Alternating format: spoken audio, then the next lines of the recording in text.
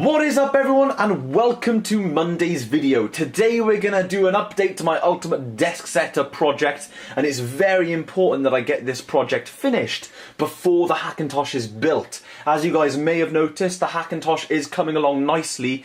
I haven't started building it yet, but you know, case modding is just around the corner, so it's about time that I did the finishing touches to my desk setup that I really want to get done before bringing a new system into the scene. So I've got a few things left to do, and hopefully I'll get them all done this week. So stay tuned for more ultimate desk setup videos. Yes, this one is primarily about a cable, but it should become clear as to why I'm making this video dedicated to this cable. It's not just any old video. Hopefully it will be of some interest to you guys, and hopefully some of the hardcore geeks out there that actually care about this stuff. And also, you'll get some more glam shots of the ultimate desk setup. So it's all a win-win situation, hopefully. So let's roll the intro, and then we can get straight into what all this is about.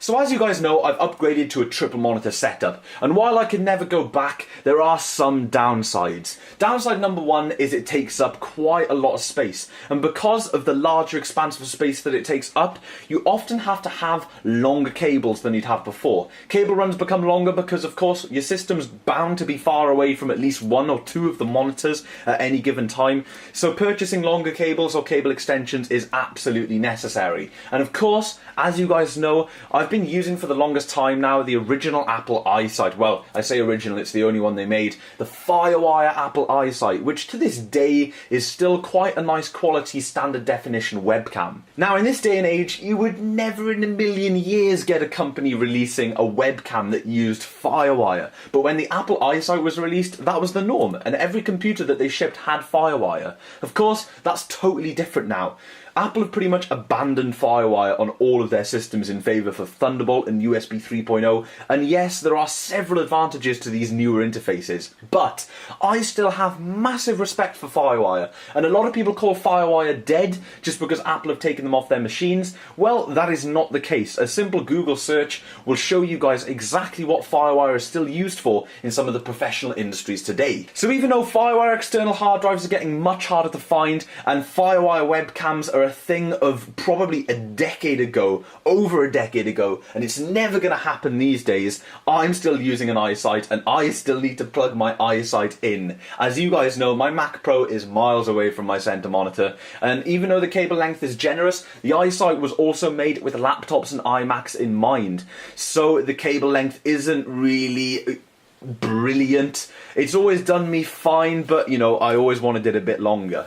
So if this was a USB webcam, I'd be a way to go. I'd just buy any kind of USB extension cable that can be found for less than 90 pence on eBay. And you know, you can even get a decent USB extension of, you know, 3, 4, 5 meters of nice quality for around £2 or £3. But it really isn't as easy as that with FireWire. This right in front of me here is a FireWire 400 extension cable. It's a 5-meter extension cable, and this cost me £17. Now this product intrigues me. I've spent a lot of money on this, and you guys might be thinking, well, considering that the iSight isn't even 16:9 and this is an expensive adapter cable and the iSight is quite bulky, blah blah blah, why didn't I just get a new webcam? Well, I quite like my iSight, and to be honest, half of me was drawn towards this because I am totally intrigued.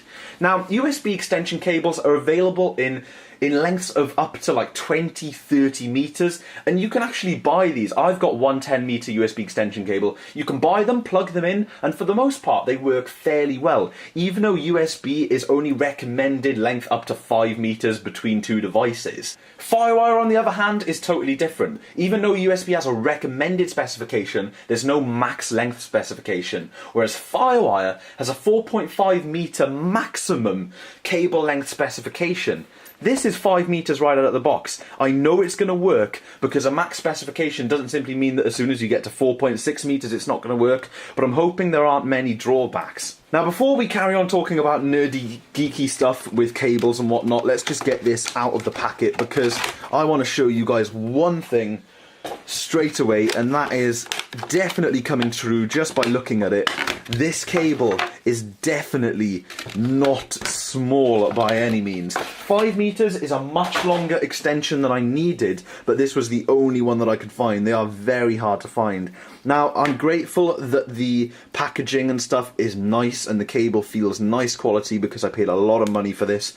So, you know, you can spend a lot of money on certain cables, like, you know, I wouldn't think twice about spending £17 on something like a DMX cable, but normally for sort of home office use and desk setup use, you're not used to spending £17 on one cable. So here is the 5 meter FireWire 400 extension cable that I need to use for my eyesight. Now, as you can see, it's been wrapped like a slinky, so this does take a little bit of cable training to sort out. So I do recommend, if you get one of these cables, that you train it up by running it through your hands a couple of times to try and straighten it out before putting it behind the setup, unless you only need a small length, in which case you can pull a small length of it off and then you can use the included twisty cable tie thingies to wrap this up, and you can keep this bundle out of sight behind the desk.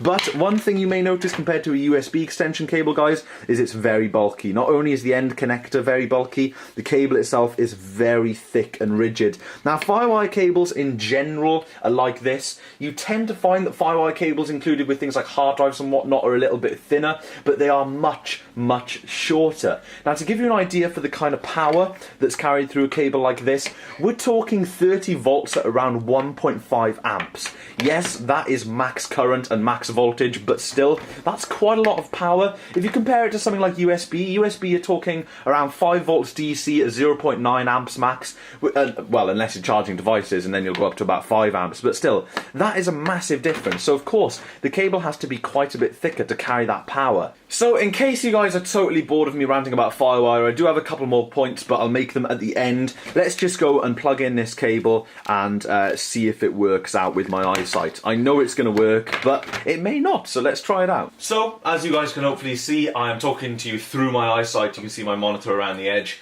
and it is working absolutely fine. You can even see my beanie that my brother was kind enough to crochet me for Christmas, and it is a very warm and awesome beanie. I like it very much. So basically what I'm trying to say is the eyesight is working absolutely flawlessly. As you guys can see, there is no lag at all. It is literally working, you know, absolutely fine, just as if I was plugging it directly into the Mac Pro, which is exactly what I expected for £17 and an extension cable. So I will be reviewing this cable on Amazon and saying, yes, it does work, despite the fact that this is 0.5 meters above the recommended, no, sorry, not the recommended specification, above the max stated specification of this interface. So, a lot of you geeks out there have never used FireWire, you've never tried FireWire, and it's just sort of like this unknown port that's on all the older Macs and on some things here and there, but you've never had the interest in using it. Now, in the world of USB 3.0 and Thunderbolt, there is no point buying into FireWire. But,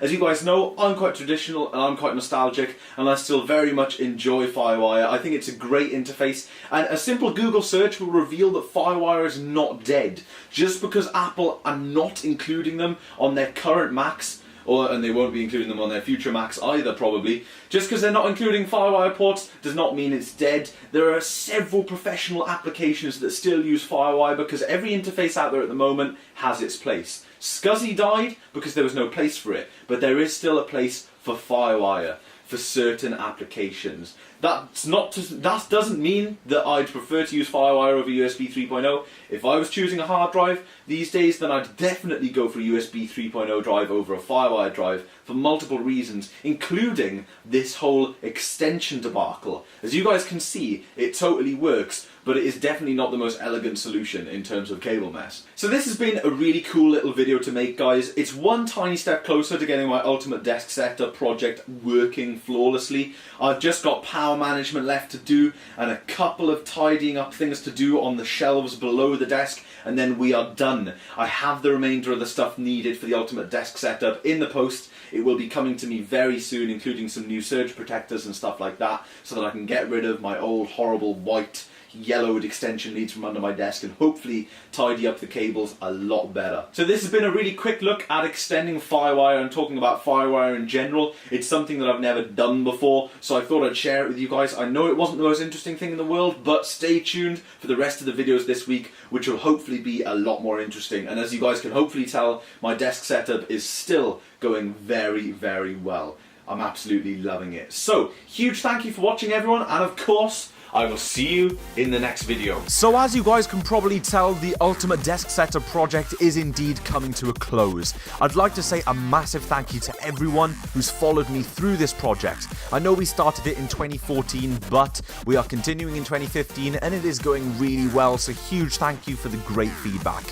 There is still one more video to come on this setup, which is probably going to be one of the longest videos, where we strip everything back, redo all the cables, and physically clean that horrible mess behind the desk, and we'll sort out all of the extension leads, and the surge protectors, and the power supplies for everything, and just generally get the setup prepared for the introduction of a new system.